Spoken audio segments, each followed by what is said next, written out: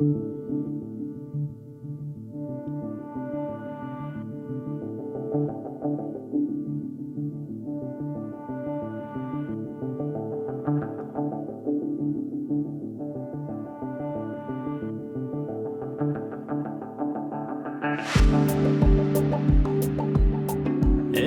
everybody, how's it going today? Superfiend here, and welcome back to Whacky World, my Let's Play Planet Coaster series. And if you haven't figured it out yet, today we're working on the paths. Well, I shouldn't say working, the work's been done, and now we're seeing what was done. But so anyways, this is the entrance to the little Pirate Land area, and from the area where the the Pirate Land touches into the main park entrance, the path it splits off into a Y and goes off in each direction. And so now the front paths in that initial little Y has been decorated, and they're complete with scenery and foliage in the center of the paths. Now some of the pathways, like on the edge, are done, and some of them are not. But the center pathways dividing them up, those are all complete, and that's what we're going to be looking at today. And I'll tell you, I really made more work for myself than I intended to way back, pretty close to 100 episodes ago when I first drew these paths. Now, I don't know how many of you watched everything in between then, or if you saw any of those specific episodes, but I said a long time ago that one of the things I like to do with my paths is I like to make two paths 8 meters side by side, and I like to leave a little gap in between them. And the reason I do that is because with them side by side, you can then go and join the paths like every, I don't know, like 16 or 20 meters in game, so that the paths are connected and guests can freely flow from one path, one walkway, to the other walkway and back and forth. And then you get these neat little kind of like, you can kind of see in the background there, little sections or dividers in between the two paths. You get these gaps. And if I was going to take the easy and the cheap way out, if I was building like a more maybe low budget or realistic park, or maybe a park that's not Disney-esque, what I would have done is I would have just used the regular pathways in the game, just like the native fences that go along the pathways, and then just put some plants and bushes in the paths there. But no, that's much too easy for me, and it's just not good enough for Whacky World. So I went and I built like little planters that cover those holes or those gaps in between the two somewhat parallel pathways. And I'll tell you, it's so tedious to fill this stuff in, and it takes so long. It took so long just to make these planters, and I did record that way back when I did it. And then I was going to release it as a time-lapse with commentary, but I was like, nobody wants to watch like 20 minutes of me just building one stupid planter, and then me saying like, yeah, so then after I built one, I built 6 more of them. So we're jumping way ahead.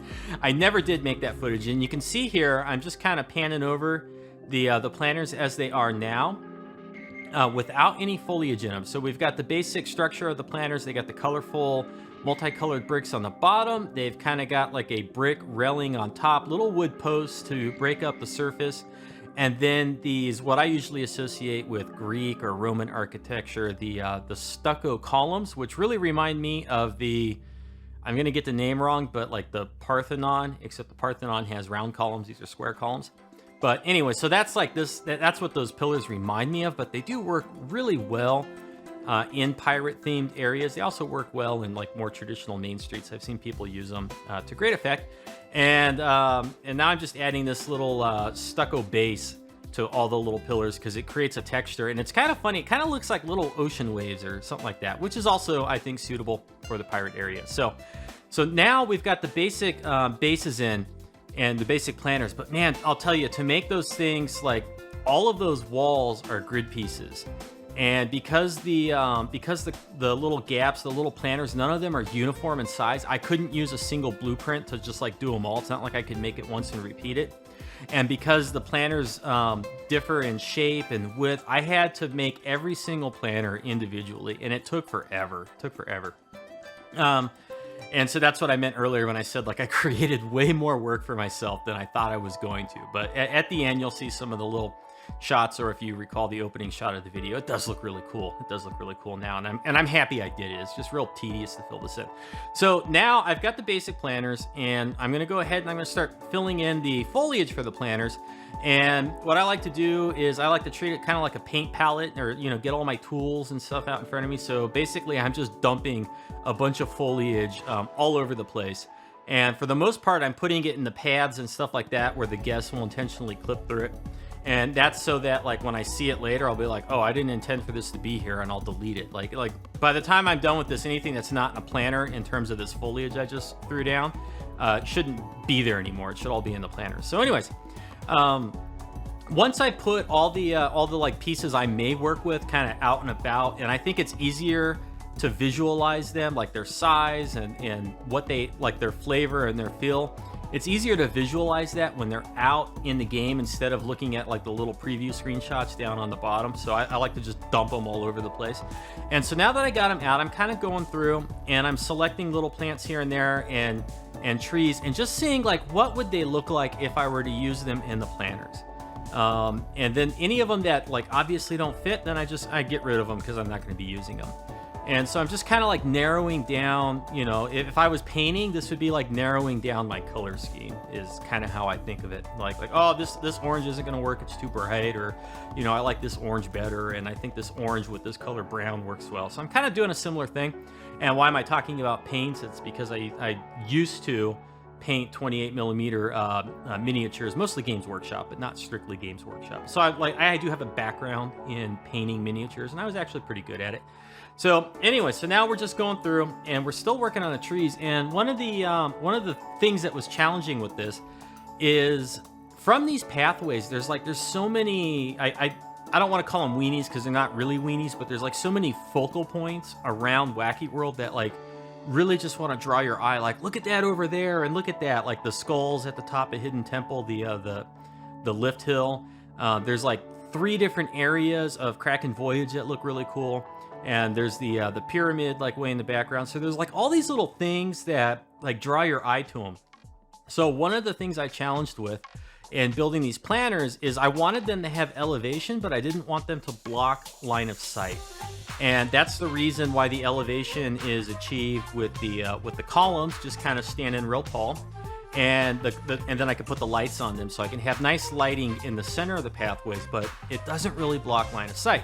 And then when I was picking the trees, I was trying to pick trees that kind of fit the overall theme, the tropical theme, but then also weren't too bulky and didn't block the line of sight.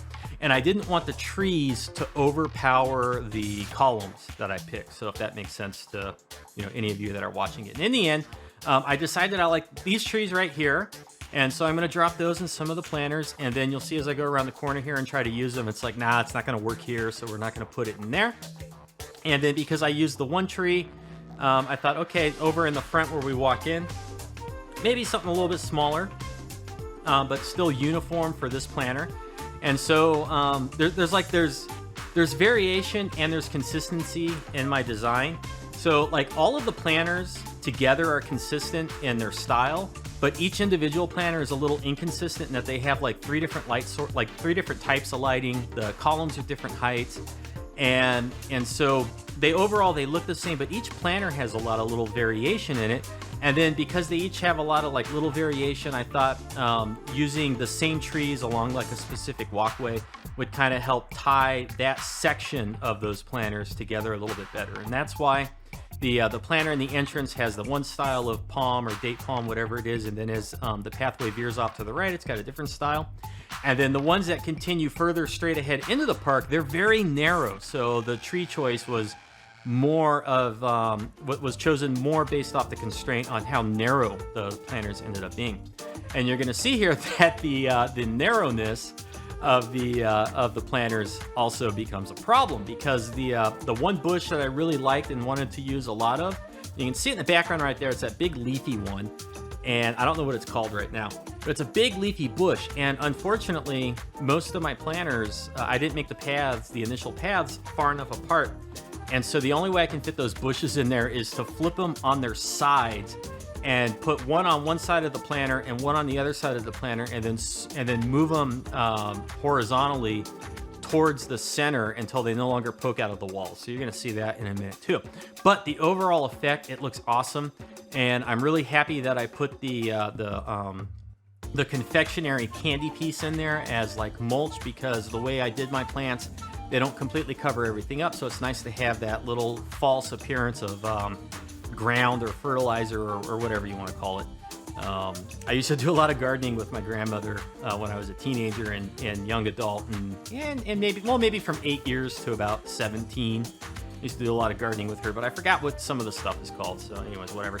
And in a minute here, what you're going to see is we're going to switch, and there's going to be a bunch of blue signs on the outside of the planters. And the reason for that is I wanted all of the foliage in the planters to be one building. So all of the foliage combined, I wanted it to kind of be one building or easy to select. Now, some of that's not true for the foliage here, but it will be for the ones that are flipped on their sides and then moved into the center.